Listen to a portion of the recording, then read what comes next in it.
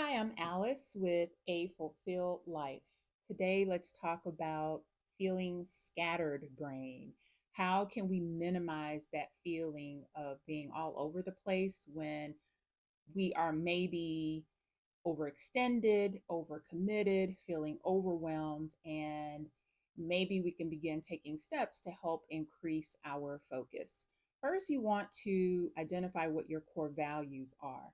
Your core values are, for example, your family, maybe it's your faith, your finances, your career, those things that matters most to you, those things that you're willing to invest in, what you're willing to sacrifice for. And it looks different for everybody. So, and that is okay. There is no right or wrong. And it also changes as you move through life. So identify what are your top three to four core values so you're clear on what's most important to you. Next, you want to determine what season you're in life. So I like to look at life in seasons because I think that helps to clarify what direction that we need to move ourselves to. For example, you may be in a season of transition. Maybe you had children that just left the nest, and so now you're in this new season where your children have transitioned out, and now you're living independently by yourself, or maybe living with your spouse, and that creates an entirely new season for you. It's a new chapter in your life, and that's something to really get excited about. So get clear on where you are. Maybe you're in a season of healing. Perhaps you just recently had a breakup and now you need to focus on yourself, focus on recovering, and focus on healing. That's really important. So, again, clarify what season you're in. Once you identify your season, then that helps you to then determine what's your assignment for your season, or another way to say it is your purpose. What's your purpose? What needs to get accomplished based on the season that you're in? So going back to the season of healing, and you just recently had a breakup, for example, maybe your purpose for that season, your assignment for that season is to go to therapy for 6 months, get life coaching for 3 months.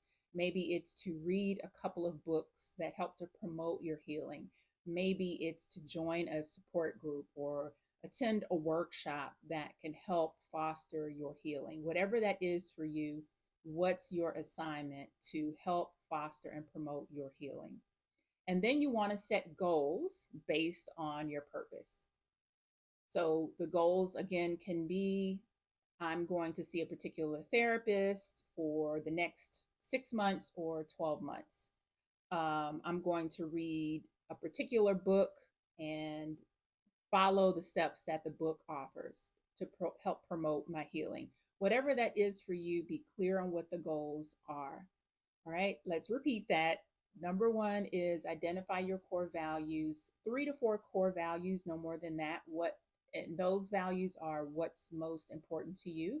Next, clarify what season you're in so you are clear on what to focus on. And then determine what's your purpose for that season. And then set goals based on that purpose or life assignment, as I like to call it. Now, in order to reduce the feeling of scatterbrain and to help increase your focus, once you follow those four steps, it also requires you to say no to some things. That means take a look at your life, assess all of the demands, all of the plates that you have your hands dipped in, and begin to determine based on your core values, your season, your purpose, and your goals, what aligns with those values and goals and what does not align with it. Keep in mind that just because an opportunity is a good opportunity doesn't mean that it's necessarily good for you.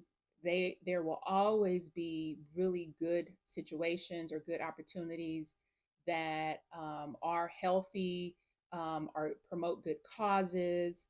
I mean, the list goes on, but it's not possible for you to do all things and be everywhere. And also, not everything aligns with your values and your goals. So, even though it's a good opportunity within itself, if it doesn't push you towards your goals, then it's not good for you. And I think we tend to forget that quite often. So, determine what opportunities that you're in that do not align with your values and goals, and then you have to start taking some steps to practice saying no. It is not easy by any means, but it's something that's necessary if you want to feel less scattered and if you want to be focused and not feel so overextended and be overcommitted. Remember, you want to start saying yes to yourself. That's really important. And when you begin saying yes to yourself, that does require you to say no to other things. Okay, you've got some homework to do. Identify your core values, what season you're in, what's your purpose or life assignment, and set goals. And remember, it's okay to say no. Align with what matters most to you. I'll see you next time.